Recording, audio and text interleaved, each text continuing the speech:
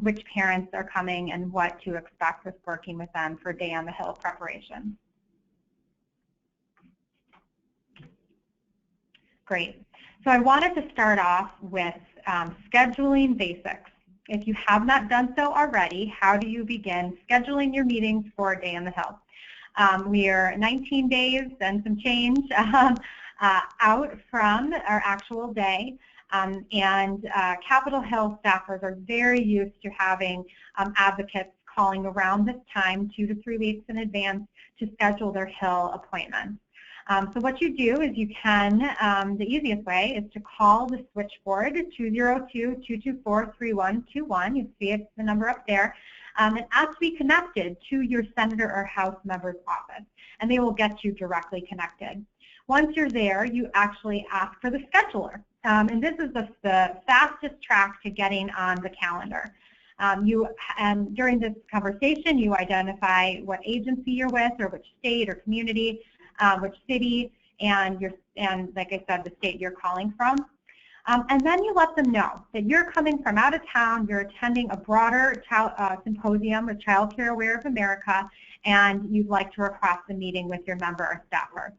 Once you start scheduling several meetings, it's very important to keep track of when your meetings are, to pay attention, and we'll talk a little bit about this, what side, if they're on the Senate side opposed to the House side, you want to make sure your House meetings are close to each other, and that your Senate meetings are close to each other in time, so you're not walking back and forth. It's going to be a lot of walking already, so while you are scheduling meetings, make sure to keep track of the times and which side of the Capitol you'll be having your meeting. Okay, and this is very important. The next bullet is be sure to get the scheduler's name and email, and then follow up with the email requesting the meeting. There's a lot of meetings that happen on Capitol Hill each and every day, so making sure to confirm, to get the scheduler's name that you talk to and their contact information is really helpful, so that way they can ensure that you're on the schedule and they can carve out time for you all to meet with the folks that you need to meet. What they'll typically do is once you mention that you're with Child Care Aware of America's National Symposium, you will be either meeting with the member themselves or and most likely the staffer that represents children and family and or education issues. So they will be able to schedule appropriately depending on the availability. So some tips about scheduling your meetings. Do not mail your request in. It goes through a long, tedious process, and I guarantee it will come through before our symposium potentially. And if you do not hear back from an office after a week, and I would even say after 24 hours at this point, you can follow up with a call or email. Allow yourself plenty of time, like I said, to walk from meeting between meeting, and avoid walking back and forth from the House and the Senate if at all possible. We always say wear comfortable shoes, even if you have, for those that would like to wear heels, that's great, and make sure you have a backup pair. We've gotten a lot of, about feet hurting at the end of the day. It's a lot of walking, it's a lot of fun, but make sure that you have your comfortable shoes and your backup shoes. Okay, so we have launched our preparation materials on our website, and it's going to be at our URL, usa.childcareaware.org/childcareworks. And I wanted to take you to that site because I think it would be helpful to show you what you will see there.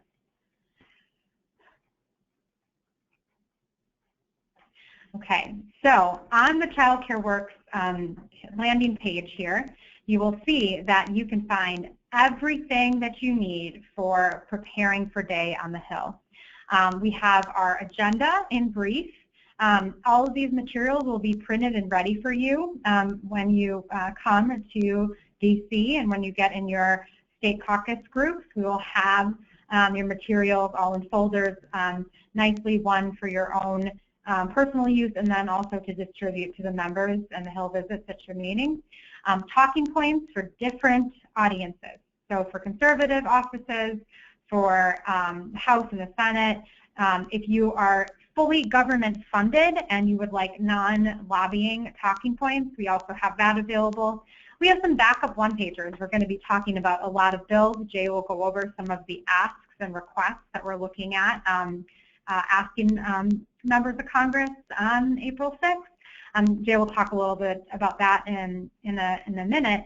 But just so you know, all of these resources are going to live on this website. The appropriations one-pager, another background about the ask that we're giving to members of Congress. The tips for a successful visit, very helpful as far as going through and making sure you're prepared. Your state fact sheets, these are really helping customize the local data.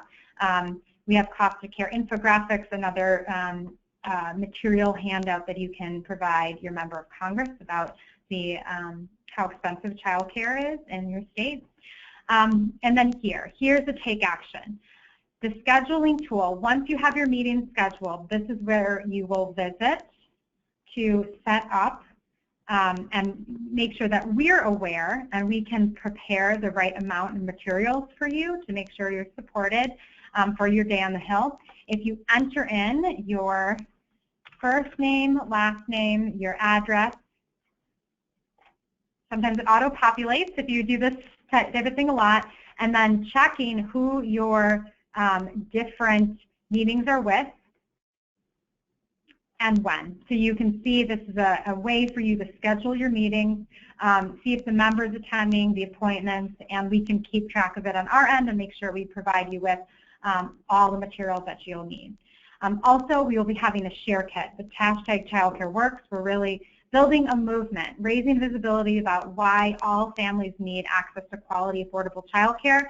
We're not only going to be on the Hill with 300+ meetings that day, we're going to have a rally and a kickoff that morning with the theme Child Care Works, but we also are going to encourage advocates to take action from home, from their local communities. Those that can't attend, our coalition partners will be working with us to promote the message that childcare does work, and we will have a messages, graphics, and toolkit for those to share before the Hill, day on the Hill, and then especially during that day to really raise our voices on the importance of quality early education and childcare.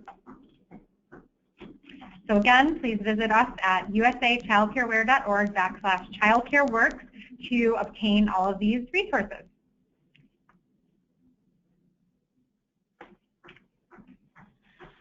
So preparing for your meeting, make sure that you do a little homework, review your senator and House members' websites, their bio, the committees they're on, what may or may not appeal to them. For example, in Virginia, one of the senators, his wife, was really interested in early education and helped the senator when he was governor, Tim Kaine of Virginia, lead a Back to Sleep for Babies campaign. So knowing that the huge interest and passion of Senator Kaine, it would be a great talking point within your meeting. So reviewing their website can really help with having some personal information about your meeting. The second bullet is bringing materials from your agency. We have, as you saw, lots of different state fact sheets that are more state-specific. We have national data that will be helpful. However, you know your communities best, and the work in your state and agencies, and I know we have some parents on the line, your personal experiences, stories, and materials will really be helpful during these meetings. So as you prepare, make sure for those who are representing an agency that you give an overview of your agency. The members of Congress are really going to care about what's happening in their, their backyard. So anything with an overview of the agency, the work that you do, specific fact sheets about your state, about your community, what initiatives you're doing, what's working, the positive stories are really helpful, and anything unique.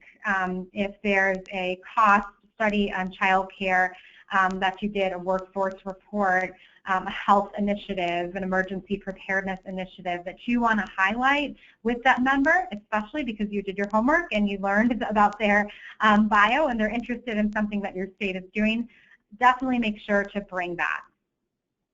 You'll likely only have about 20 to 30 minutes to meet, so you have to really work on that quick, to the point elevator pitch, really trying to get across what you want to get across. I like to think of it in 3 categories. 1, giving background information. 2, describing a challenge, you know, and then 3, providing a solution. So in the background information too, it's really, you can highlight stories of success. You can talk about what CCR&Rs do in your state, for example. The challenge, maybe it's resources.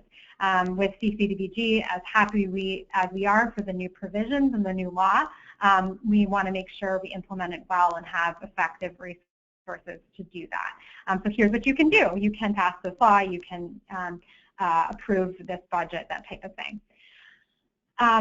So we have a lot of, Child Care of America has and is ready to prepare and provide you with your Hill packet. So we will have all of the talking points we just went through, the materials we went through for your personal use, as well as a folder for each member that you will be meeting with. And then the last thing, just a reminder to homework and prepare. Okay, I wanted to talk a little bit about something incredibly exciting, a tradition that has been at NACRA and now Child Care of America, where we bring family advocates, parent advocates to DC for our Family Advocacy Summit.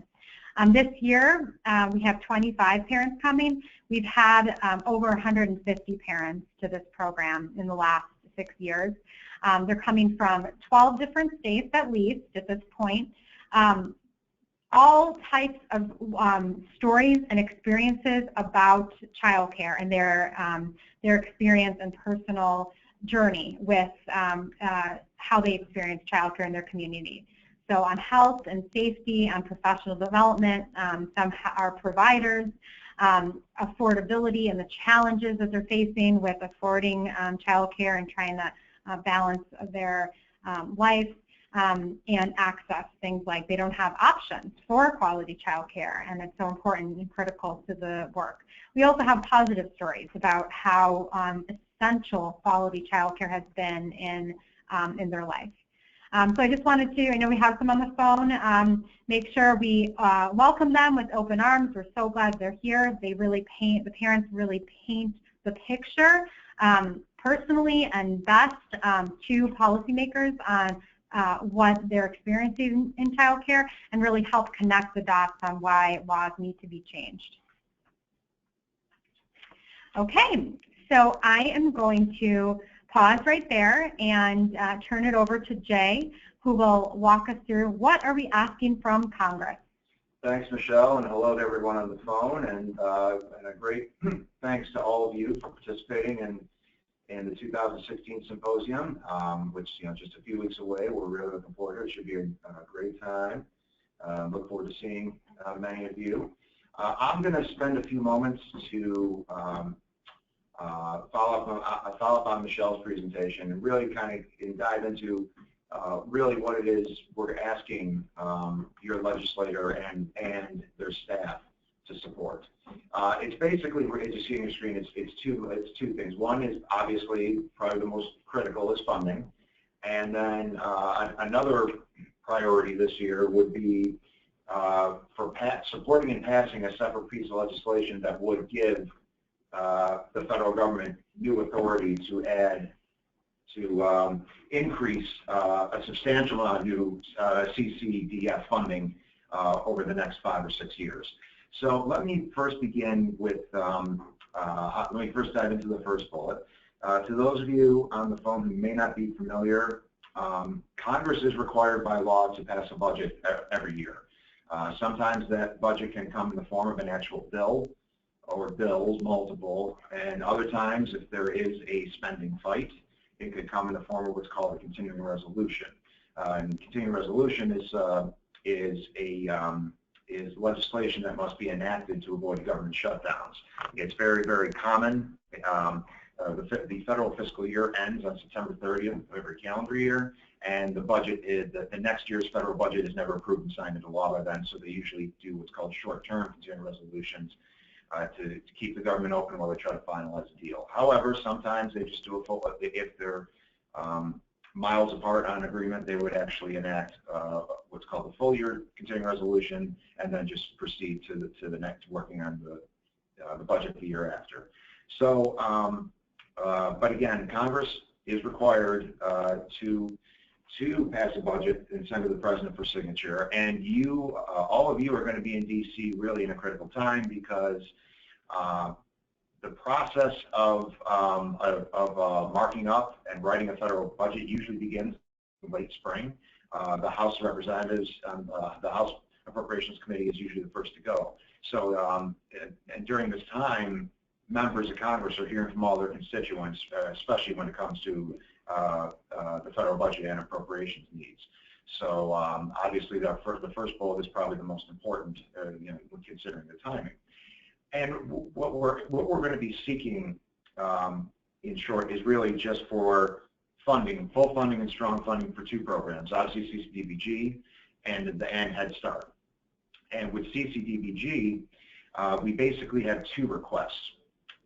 One is, one is tied to the reauthorization in 2014 to provide full discretionary funding at the President's request of just roughly $3 billion, $2.961 billion to be exact. That would be about $200 million increase in what was appropriated in this current spending year. And once again, we are just, this is what the President asked for. This is what a lot of folks, a lot of child care supporters here in D.C. as well as on Capitol Hill have been advocating for. That is the first CCDBG request, but there is a second one. I think most of you are aware that there are, and some of you may not be, but there are actually two sources of funding to fund the Child Care and Development Fund. One is through discretionary spending, which is the first request I just outlined, and the word discretionary is key. The funding there does come from the discretion of Congress. They do, you know, it's up to Congress has the authority to fund that entire account as they see fit, and that's been, you know, that's basically been teetering at about $2.5 billion over the last few years, and it's been $2.8 billion is the highest it's been funded at as of last year. The other category and the other account, I should say, is what's called mandatory spending, and that is tied. And by mandatory, I mean Congress must fund it unless they pass unless they basically change major programs like Medicare and the Social Security program, which is what a lot of the funding, a lot of this child care funding comes from. It's, you know, the appropriations committees and congressional leadership must fund it unless they actually do pass a complete a bill overhauling these programs, and that has been for the better part of the last 20 years. That has provided roughly $2.9 billion, and again, that is in mandatory funds. So President Obama, again this year, has proposed to provide a significant increase in new mandatory funding. Now, unfortunately, the Appropriations Committee is limited in how they could try to address this. This would actually require the action of a lot of task committees, but it is very, very important. Many folks on appropriations are also on other key committees. And so what we are doing is President Obama basically called it as a 10-year plan, roughly $82 billion, and with roughly $3.5 billion to be appropriated in next year's federal budget. And again, all these details are included in the handouts that we just mentioned on our Child Care Works webpage. We will obviously be assembling packets for all of you, and you will also have these handouts when you arrive, when you check in, when you arrive in Washington. So again, for Child Care Development Fund, you know, there are basically two requests within one program. One is through the discretionary funding avenue, the other is through mandatory. And the other program we are seeking we are seeking strong funding for is Head Start. And President Obama requested $9.6 billion for fiscal year 2017. That's about a $434 million increase. If he were to get the full funding request in next year's budget, it would be roughly about a $434 million increase over this current fiscal year. But in addition to this request, it would specifically set aside $645 million for the Early Head Start Child Care Partnership Program, and with roughly, and as well as with roughly $300 million to be dedicated to help increase the number of children attending Head Start in a full day school and a full school day and year program. So those are the two major funding requests with appropriations, and so obviously, you know, I know many on the phone. You come from states where your congressional member, or at least one member of your congressional delegation, is on this key committee. So that meeting obviously is very, very important with regards to funding. So that is our budget request. Our other major request actually still kind of ties in to President Obama's $82 billion mandatory spending initiative. As I mentioned a moment ago, the appropriations committees, when it comes to mandatory spending, you know, with child care, with Social Security, with Medicare, with Medicaid, they must, unless there's a bill outside of their committee that is enacted and signed into law, they must fund the programs. They must fund the programs covered under this mandatory category every year. And again, in order to change it, the Appropriations Committee really can't provide changes, long-term changes. It really has to come from another authorizing committee. Therefore, that brings us to the Child Care Access to Resources for Early Learning Act of 2016, or the Child Care Act. This legislation was sponsored in the Senate by Senator Bob Casey of Pennsylvania and House members Joseph Crowley of New York and as well as Lois Frankel from Florida. What this bill does, and again, we have a very detailed two-page summary on what this legislation does on our Child Care Works website. It is basically the authorizing legislation that would enact President Obama's $82 billion proposal into law, therefore giving Congress the authority to provide this new funding, this new mandatory funding for CCDF. Now, this legislation is not $82 billion worth. It's roughly considered as a down payment. It's about $25 billion over roughly the next 5 years from 2017 through 2021. Right now, the legislation was just introduced a month ago, so there are a handful of supporters in the Senate and a couple in the House. And what we are going to be doing is we are going to be seeking support from what all of you on the phone need to be doing is asking your member of Congress to strongly consider supporting not only passage of legislation, but also to co-sponsor legislation. The more co-sponsors a bill can secure, especially if it's bipartisan support, the likelier chances are that the legislation could potentially at least get a hearing, a markup, and possibly a vote on the House or Senate floor. And as far as like the details of this bill, it would basically the Child Care Act is that it would there's really 4 categories or 4 main points of support that this bill for this bill. One is for infants and toddlers. It would with the goal of infants and toddlers and families who are living below 200% of the federal poverty level would gain access to high quality child care by fiscal year 2026. For child care it would help child care providers with ensuring payment rates are set at a level high to support high quality care for young children. It also would provide professional development support as well and training. It would try to it would try to support the ongoing initiative to provide quality child care for all, and it would also provide additional new support for Native American tribes.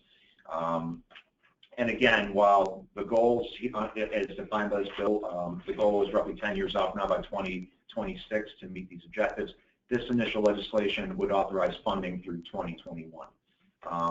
And so, and again, roughly a third just under a third of what President Obama would be seeking.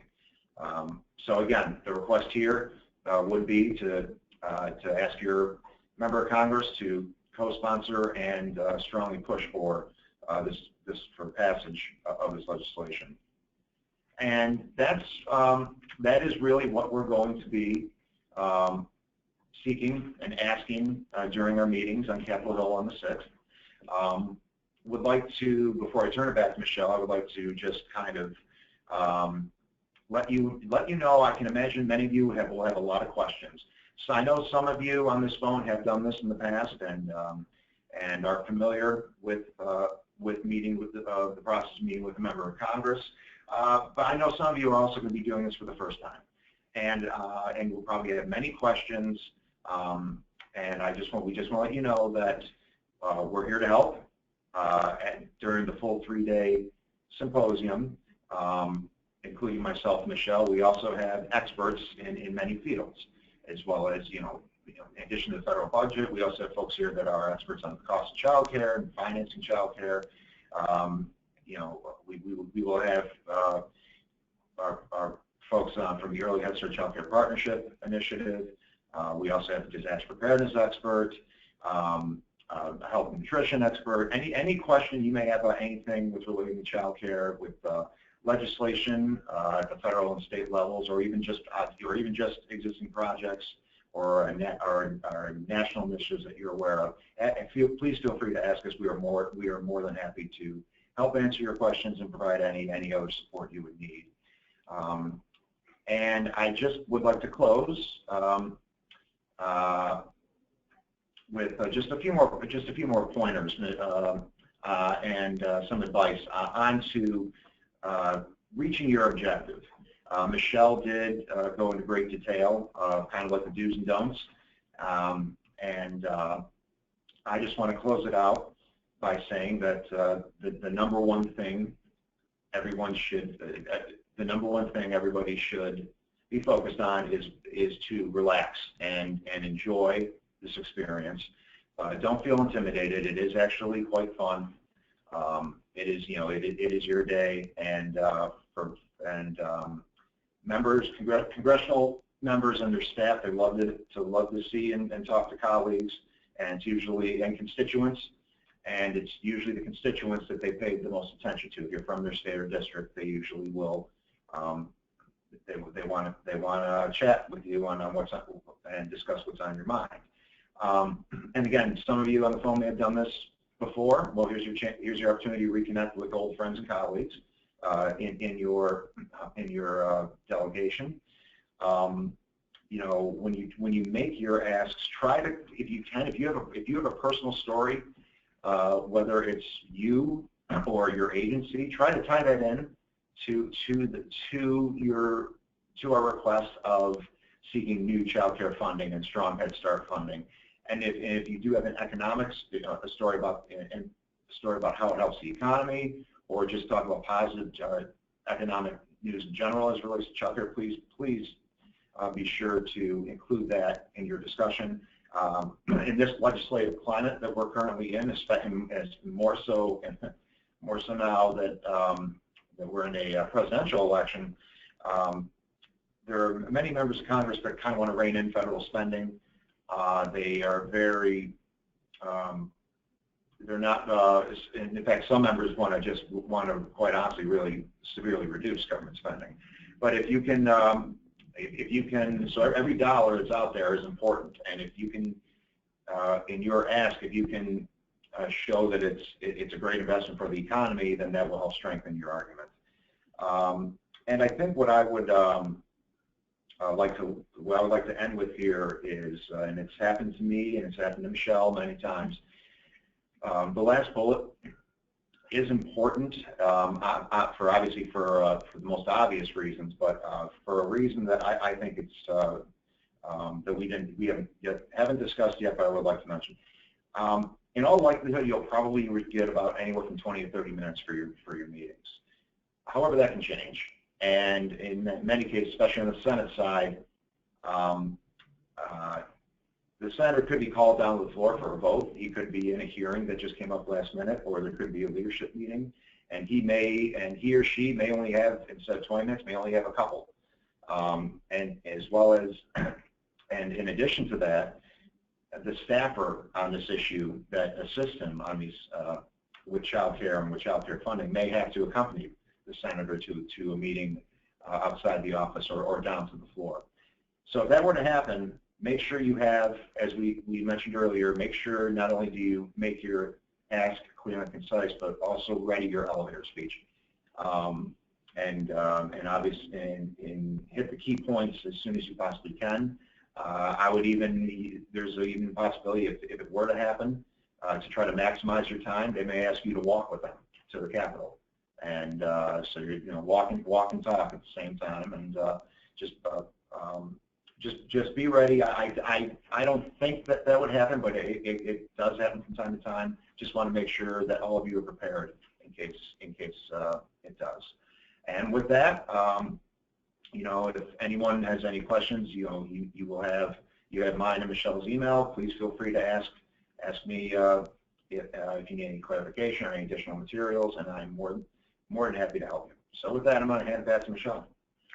Great. Thanks so much, Jay, and thanks again to everyone for joining us today and getting ready for Day on the Hill, which is very, very close coming.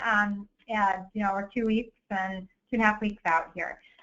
So with that, if you have questions on anything we presented, again, I'm going to go to our web page where you can find everything that we were just talking about, including the Take Action scheduling tool, how to schedule your meetings, the messages for all different types of audiences, the materials that will be in your packet and to help you prepare, all lives at childcareaware.org/childcareworks. So I'm going to go to the chat box here. Please feel free to type in any questions that you may have. We do have a question on the materials and the webinar if it's going to be posted and sent out. And we are going to send the webinar out. It should be available this afternoon. We've recorded it, as well as an email letting folks know that all these materials are up and live, and so they can start to prepare for the Day on the Hill.